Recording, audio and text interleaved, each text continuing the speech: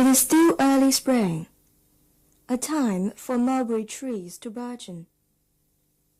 The silkworm mother has already prepared for her babies a nursery that is dry, clean, and well ventilated.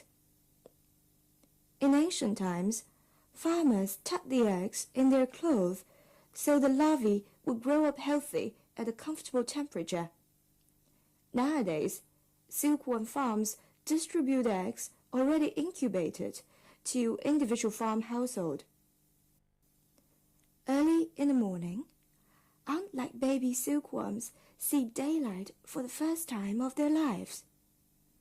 In their dark hairy jackets, the little creatures seem at a loss as to what to do. The silkworm mother gently sweeps the newborns into a lot with a carefully chosen goose feather. She calls it gathering the newly hatched. Then she picks those green yellowish mulberry leaves, chops the young leaves into small pieces, and coaxes the silkworms to take their breakfast for the first time. For the silkworm mother, the days and nights ensued are bound to be filled with fatiguing work and loss of sleep. Under such great care, the larvae will fall into a deep sleep every 3 or 5 days. Motionless, they usually sleep for a day or two, after which the old skin is shed and a new one on. Silkworms age with every such dormancy, followed by ecdysis. As there are 4 dormancies throughout the span of their lives, silkworms are said to go through 5 ages. Aside from sleep, baby silkworms have developed unique dietary patterns that explain the astonishing rate at which they grow. Silkworms of 1 age and 2 ages start nibbling from the back of a mulberry leaf and finish, though slowly, with nothing left but the vein. Those of 3 or 4 ages need extra meals at night. As they can move more freely, they will start from the edge of leaves. 5-age-old silkworms gorge themselves with mulberry leaves, including more tender veins. Only by doing so can they grow miraculously bigger and fatter. There is finally a day when a rearing tray becomes overcrowded. The siblings have to make do with the floor.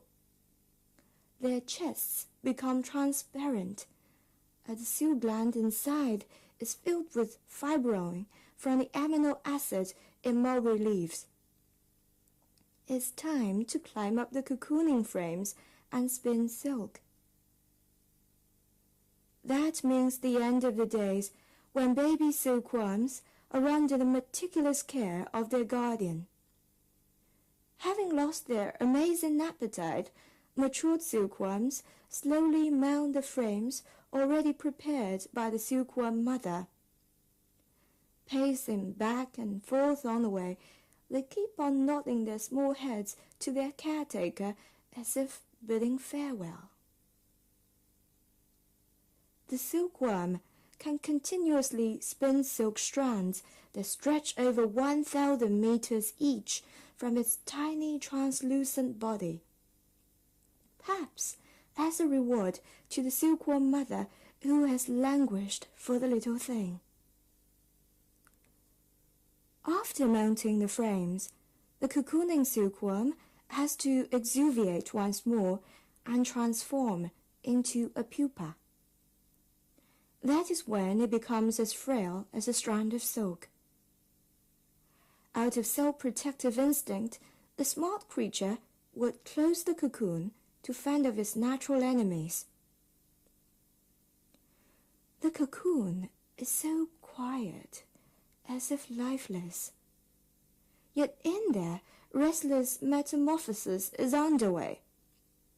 From a baby silkworm to a pupa with hairy feet, then a pair of compound eyes, then a pair of wings before the chest, and a moth feet between the wings.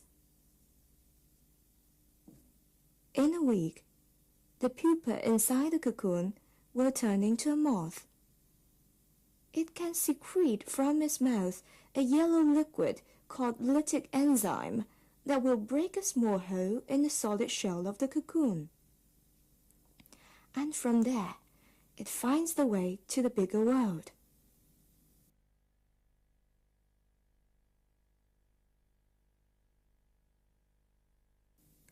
The compound eyes of a moth are useless. To find a soulmate, the female moth will secrete a hormone deadly attractive to the opposite sex. The male will follow the signal with its antennae all the way to the female. Then they are in love. Before long, new life is inside the body of the mother.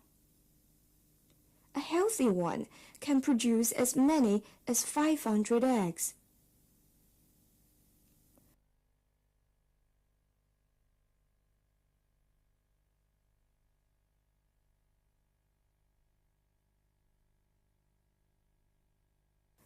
Cocoons used for reeling must be intact. In other words, the moth is not allowed out. That is why the silkworm mother still has to wait patiently beside the cocoons so as to get them in once they are mature. The silence is broken by a harvesting mood. As the silkworm mother looks at the silver-white cocoons, a smile creeps onto her face. We know about the sun from the first ray of light in the east. The world knows about China by the feel of its silk produces.